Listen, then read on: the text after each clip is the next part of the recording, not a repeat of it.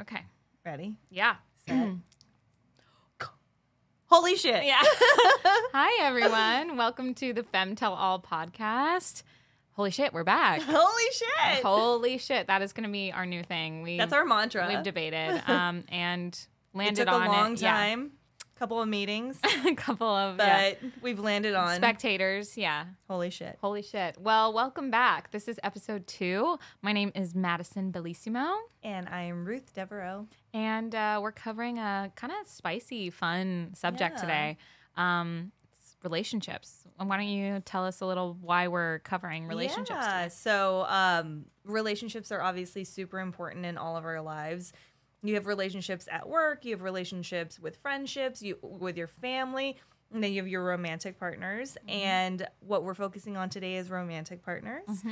And the right romantic partner is so important. She's clapping, so you know it's true. It's true. It affects everything. It really does. It really does. It like really does. From the littlest thing of like how you take care of yourself. Mm-hmm. If your partner isn't working out, isn't like eating right, mm-hmm. or isn't caring about themselves, or is consistently negative or depressed, mm-hmm. like they will drag you into that place with them. Mm-hmm. And you have to choose the right people to not only be around, but also to allow into your space. That's a hot take. That was like a very an assured one too. And I agree with you. I think not so many people say it as matter-of-factly like that. You know, I think a lot of people are like, well, you could be, you know, and I agree that like relationships ebb and flow. You're not going to always be your 100. Like the one thing that I really stand by, I think Brene Brown said this, is that like, it's not always going to be a 50-50 relationship. It's going to be a 60-40 and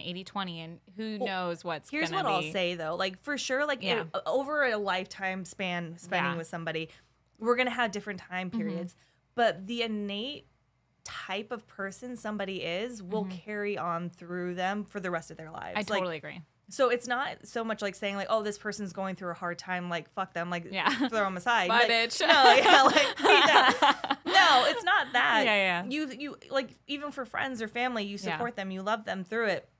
But if you are meeting somebody and you see that the essence of who that person is bad, negative, just like somebody to drag you down or not support you, like exit immediately. Don't waste your time. It will affect you. It will change you. Mm-hmm. You will regret that in the long run. Yeah. No, I just wanted to clarify. I fully agree with you. And I think you're right. Like anything that's going to be, I think support was the thing that really resonated with me the most, is like having a support system, right? And that's going to be platonic and romantic, but specifically romantic. Like, you know, I think we can all relate. I feel like what I envision when I'm in a really good relationship and everything's great is like the walking on sunshine like meme that's like you're just like ha ha ha ha, everything's amazing. It happens. And then, yes, it's true. Like it's rose-colored glasses. Like that's the phrase I think. And that's how it is. Like life just feels so euphoric and amazing. And then like sometimes you go through a breakup and you're like, what is the meaning of life? Why are we here? Why are we doing this? And I think it is so important. So I'm glad that, spoiler alert, Ruth is in a fantastic relationship, and I'd love to hear about it. Why don't you tell the listeners about it? You know about it, but I'll tell you guys about it. I'll act I also love talking about it. I'm dating the best human being that ever existed. He fell into my lap, and I'm never letting go. No, I'm joking. No, literally don't run. She's angelic. She's the perfect person. But yeah, I mean, I have proof. I have literal DMs to prove that from day one, she was like, this guy's pretty hot, right? Yeah. And I was like, LOL. He's cute. Yeah. Like, and I think it's so funny. Like, usually when you do that, I feel like we don't do that a lot. Where we're like, oh my God, this guy's so hot. No, you know, that's like, so true. We really don't. Yeah. And I think that was like a gremlin voice. That's exactly how we sound to when I'm DMing about hot guys.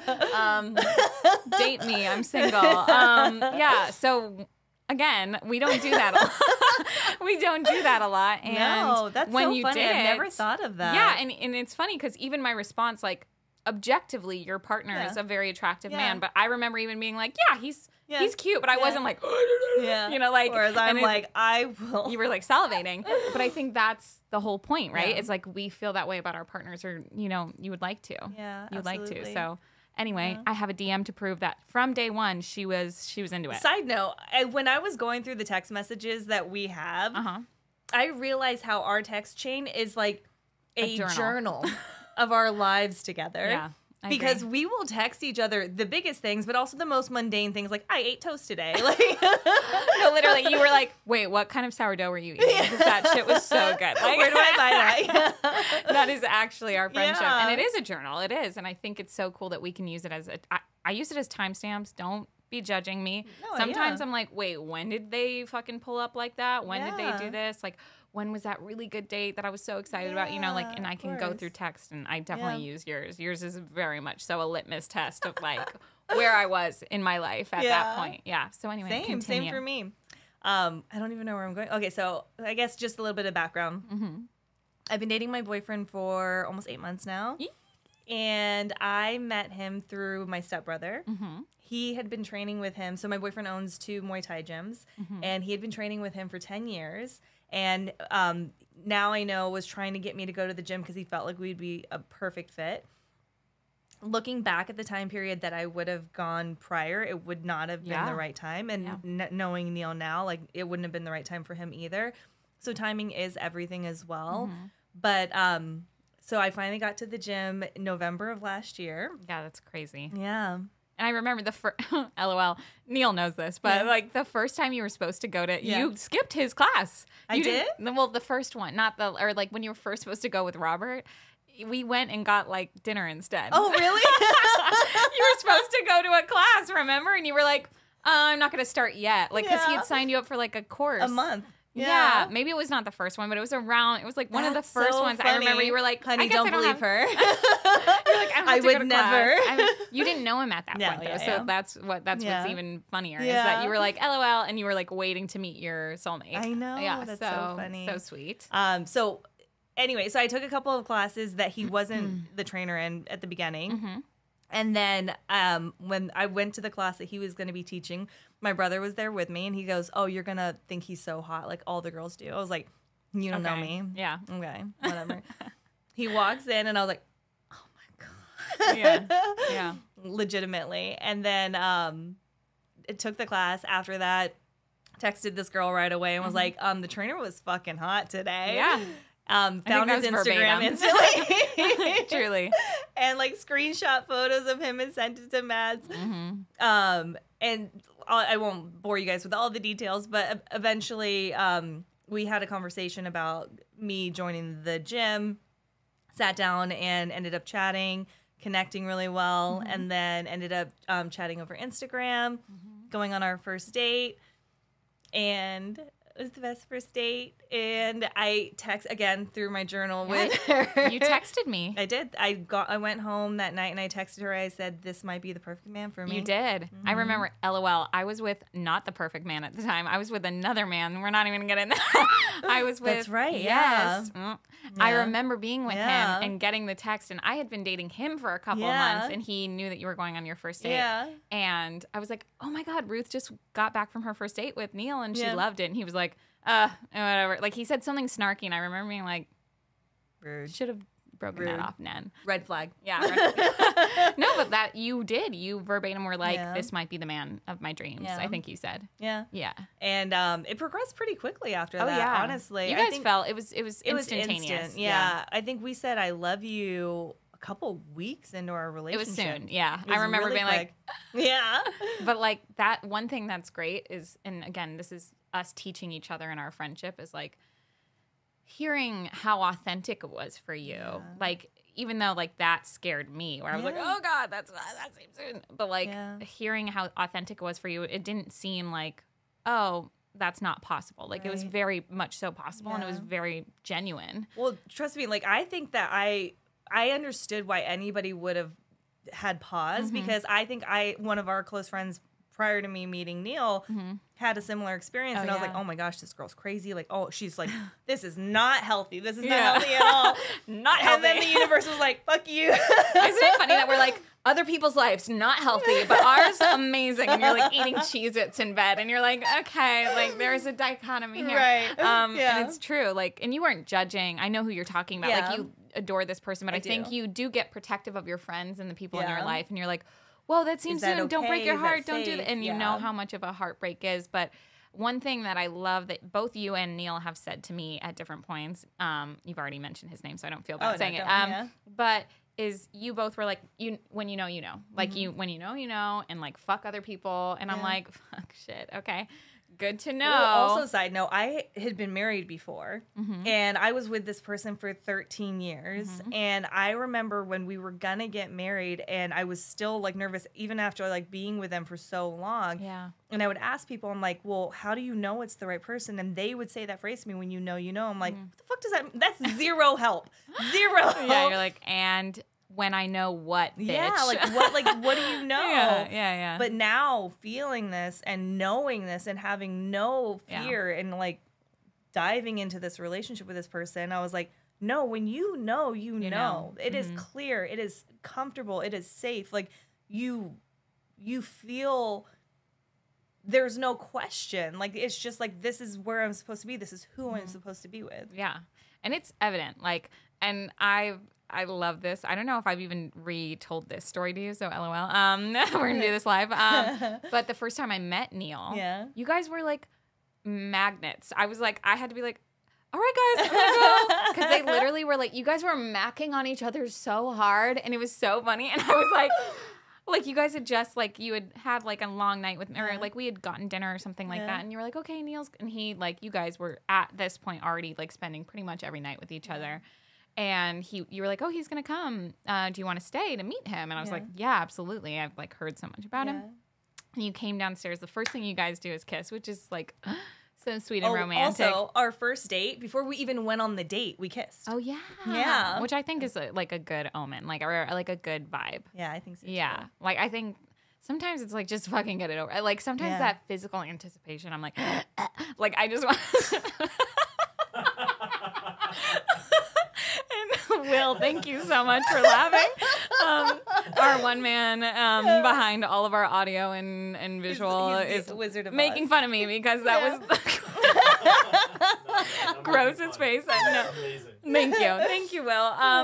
Anyway, so yeah, that's what physical anticipation does for me. Yeah. So kissing before, I would love that if someone was like, "Fuck you," like let's kiss. I'd be like, oh, okay, and then I'd be like, and then also like kissing tells you so much about a person. It does, and I've gotten better at like. I mean, I think I've never been shy, but I've gotten better at like telling people before we've dated and like, no, sorry, we have to try the physical. And they're like, okay. And I'm like, no, like genuinely, because if it's not good, it's a huge factor. It's not happening. Yeah. So anyway, where were we going? Oh, when I first met you and saw you and Neil together. You like went downstairs and he's like, hi, baby. You guys give a kiss. And then you guys kept kissing. And I was like, I was like standing there like, hee hee. I'll tell you though, I was never a PDA person at all. I was not. Like I've never seen you as a PDA girl. Even my mom, when she first met him, she was like, "I've never seen you kiss somebody." Yeah, and she'd been around all. It's your mom. Yeah. No, but still, like, she'd been around. No. I'm saying like she's been around your whole life. Oh like, yeah. And if she's like, "I've never seen you kiss anybody," she's like, "I've never seen you kiss anybody," and like we just like there was. I don't care. Like, that's the other thing that's different from this relationship. I cared before, like, what other people thought, like, what people's opinion was of my relationship. I don't give a fuck. Like, judge me. Incredible. Like, I really don't. No, like, I don't love care. Like, I know I'm happy. I know where my relationship is. I know how great we are together. I don't care if people, like, think we're stupid on Instagram. No. I don't think if people, like, are bothered by us kissing. Like, no. I don't give a fuck. My only concern is him. Yeah. Like, I just want to make sure that we're good. Like, we're solid. And everybody else can fuck off. Yeah. Like, that is just, like, and that is so different from me, like, with other relationships. What you've done. Completely. Yeah. No, I agree with that.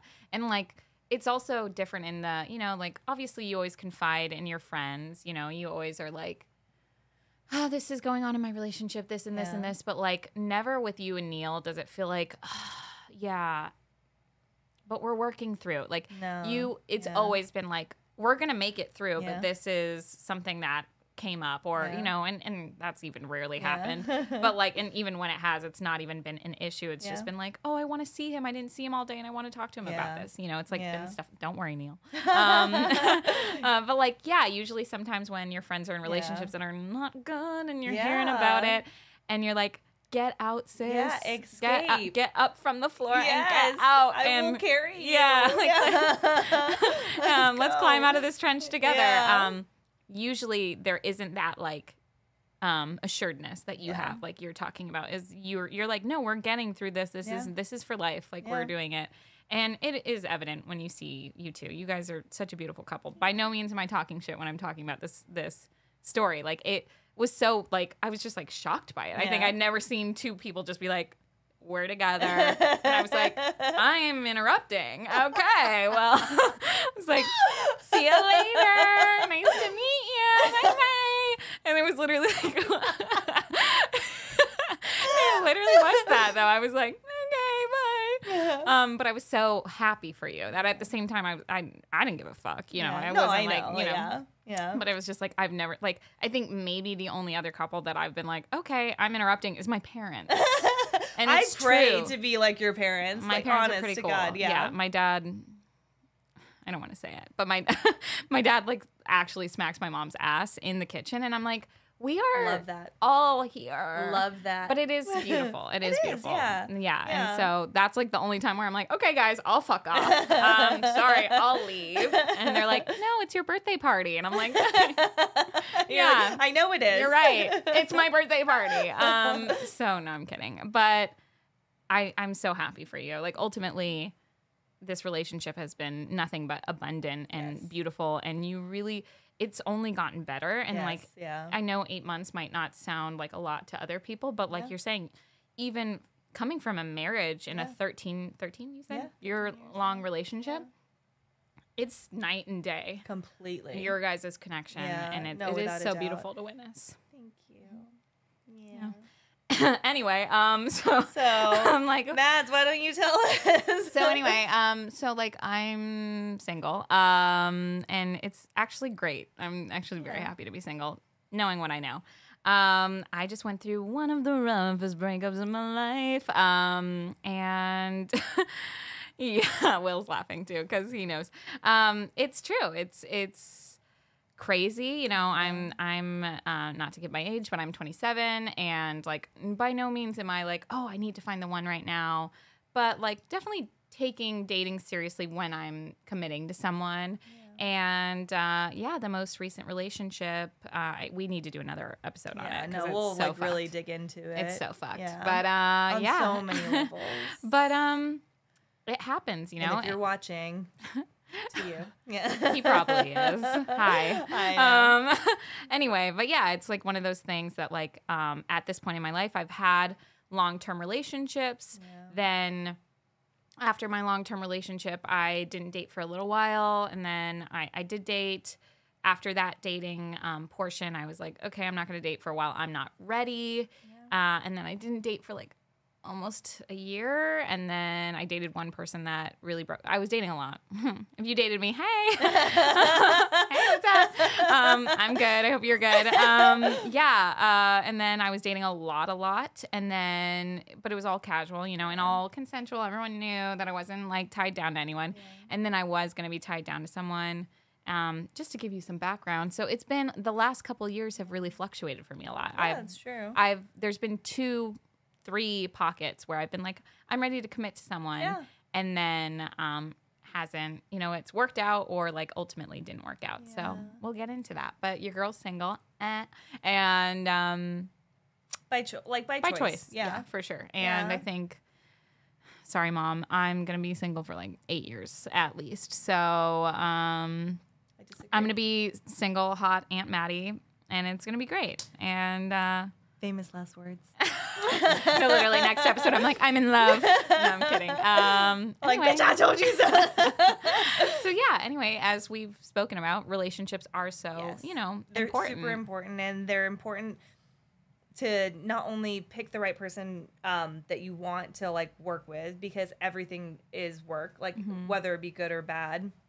And then when you do find that person that you want to connect with, like really taking those steps to like make sure like you maintain that. So for example, me and Neil, we do our weekly relationship check-ins. We read a book together. So we're consistently kind of trying to grow together, trying to stay on top of like even like the little things. I think the one thing that I've learned from our check-ins is that a lot of people lack appreciation for their partner, or at least like to the point where their partner truly feels it. So like throughout the week, I'll do stuff and Neil will say thank you, but then when we do our weekly check-in and he reminds me of the things that I've done for him, it's like that really means a lot to me because A, B, and C, and then you did this and that means a lot to me because A, B, and C. Like you truly feel appreciated and you truly feel inspired to continue doing for your partner. Yeah.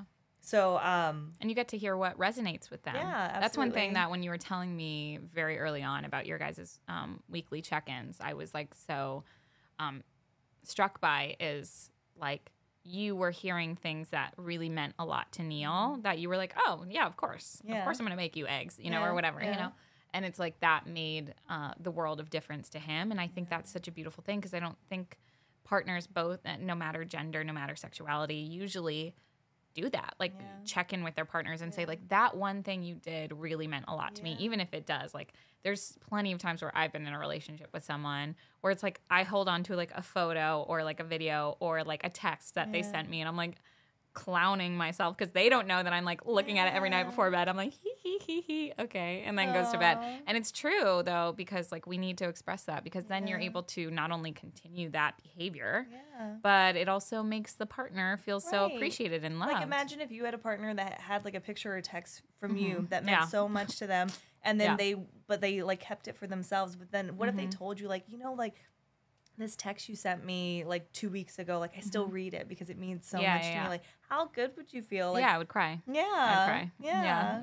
I'd be like, that's so great. I have a twig in my eye. It's true though. I think I'm so glad that you guys do that. I mean, that's what being a single girly, I was going to ask, like, what is like knowing that this is your person, like, not only what is the thing that like stood out to you the most about like, oh, I know this is it between us. And then my follow-up question is, how would you recommend, like, I think you did a lot. I know her backstory. You did a lot of growth before finding your person and you know, investing in yourself and your emotional health, your mental health, physical health, all those things. What did you feel was so concrete in helping you, that like pipeline of getting to like the healed version of yourself that you were able to meet someone that you felt like you really connected with? So 2 great questions. I would say, so for what made me know that he was my person, I felt it right away, but I think that what I learned about him over our time together, and I always say this about him, like when I had dated other people in the past, I always felt like I was too sensitive. I was too emotional. Like I was too much. And like I was the problem. I was the reason for fights or whatever because my emotions. And I always felt like I wanted somebody that was like a man and strong, but kind and like sensitive and like understanding. And I didn't think those two could coincide together. And he is the perfect kind of sum of those two things. Yeah. He's a man, he's strong, he's a leader, he wants to like us to grow, he wants us to like just like go after like our dreams and like be strong about it and work hard. Like he's the hardest working man I've ever met in my life. And so he encompasses that. But then, for example, when we were in Palm Springs, like I had posted a picture of us with a John Legend song, and then he like took a video of me and he was like, oh, can you go in the other room so I can like write like a tribute to you? And he comes out of the back room and I'm like, what's wrong? And he starts crying because he's like, I just got like from that song and that picture. He's like, oh my God. And he just got so emotional because he loves you so much. And it's just like, it's such this great balance that to me is everything I ever wanted. Like I want somebody that can feel, that can emote.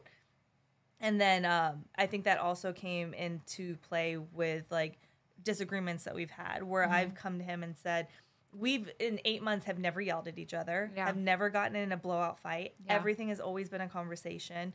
And even the times I've come to him and I'm like, I'm really upset about this. He's like, okay, well, let's talk about it. Like, what's going on? Yeah, he's so sweet. I hear you. Like, no, I completely understand. Like, it's always that. And it's always this equal back and forth where it's never had to escalate. Whereas like before I always thought like the first year of a relationship is supposed to be the worst because you're trying to get to know each other. And it's like, that's where the struggles go. And I attribute that, like, oh, the first year you're going to fight. You're learning each other. You're going to get through this. And we're, like, almost through this first year, and we've never had a fight. Yeah. And so I really, truly think, like, it's not a necessity in a relationship. I think that everything should be a discussion, that you should have a partner that you can go to and talk to about anything, and nothing's off the table, and it's met with kindness. Yeah. Yeah. And acceptance. Yeah. That's so interesting that you said that. I've never heard you say that about the fighting thing. Yeah. Like we're learning stuff about each other. But it's true. Like, that just shows kind of the relationships you've had in the past, right? If you're like, we fucking fight for the first year, like, I can't relate less. Like, I'm like, if someone fought with me in the first year, I'd be like, cool, so great, not working. No, I wouldn't run, but I would be like, oh no, something's wrong, because like it's so rare that I fight with someone, and like, you know, and I know same for you, but I think in your past relationships, the ones that didn't work out for a reason, I'm looking at you, you know who I'm talking about. But there was a lot of fights in the first year, and that's why it felt comfortable. It felt normal to fight. So to like hear you have this opposite side. Yeah. It's beautiful though. You know, like we talked about this a little last night, not to get off topic, but you know, you're looking at your life right now and you're like, wow, I feel so happy and loved and like, so, in such a good spot, and you're like, I'm waiting for the other shoe to drop, and I'm like, so there's scared. No other shoe. I genuinely have this fear of like, everything's so good right now, like I don't want to lose it. Like I'm so scared of losing it, but I don't know. I struggle with the fact, I'm like, is that a healthy fear? Yeah. Is it a healthy fear? Like I told this to Neil too. I'm like, I never want him to feel like he's totally got me. Yeah. I don't ever feel when I totally got him. I want to always be pushing towards like earning him, like or like being the kind of partner that he not earning, like, I get what I mean. Like, yeah. And I want him to feel the same for me. Like I'm like, you're a high quality partner. I'm a high quality partner. Like we always could be with somebody else. We're choosing each other. Yeah. So we should always be fighting for each other. Yeah. There should not be this comfort level of like, I'm cool. It needs to be active. Got you. Yeah. Yes. I think it needs to be active effort always. Even 80 years into the relationship, Absolutely, 2 years. Yeah. And everything in between, it should be active, and I agree with that. I mean, like, how could a relationship ever become dull if you're constantly pursuing that person? Yeah, if you're constantly like, I need to show up. That's my girl. That's my man. That's my person. Like, totally. I think that's great. Do you mind giving me your second answer of what you felt like you needed to do personally before getting? And if you really feel like you didn't need to do anything, that's even better. But is there anything that you felt like really helped you along the way? I think setting boundaries was instantly what made a difference when I started saying, like, this is the energy I want. This is the energy I deserve. And this is where I'm going to draw the line. Yeah. As soon as I created that, stuck by it, I met Neil. Yeah. Yeah. And I think I witnessed it, you know, even the person that you dated before Neil, casually, and no hate to this person. We think you're cool. Yeah. But no hate to any people really. But genuinely, this person, not her looking at her coverage. Oh my God. So anyway, the person that you dated before was lovely, but it wasn't compatible, and we know why now because you were supposed to date Neil, but like. You did set such a healthy boundary with him, and like that's what ultimately ended up ending the relationship because you were like, no, I'm good. This is a clear line, and if you can't toe it, then like we're sorry. Yep. And I remember you being really upset about it, but like not so distraught that you were like, oh my God, I'll never find anyone. You were just like, he's not stepping up to what I need, and and I'm apparently not giving being the relationship he wants either. And that's okay. So, okay, I'll walk away from it. Yeah. And I think you're exactly right. I think the universe, whatever you believe in, really was like, cool, batter up. Like, here's the grand slam. Like, totally. Is that a baseball term? I don't know. Yeah, it is. Well, okay, cool. Yeah. What is it? Home run. So, Neil, you're the home run. Yay! Sports analogies. We like sports. No, truly, we can talk about sports, but don't ask us to. But thank you so much for sharing your relationship Thank advice. You for listening. I love gushing. Yeah, and you guys are so cute. We will probably put up a picture of you too somewhere on the social media, so you guys can just go to my page. Yeah, so you can see how cute they are. But thank you for listening to another episode of the Femme Tell All podcast. Woo-woo. Holy shit! Iconic.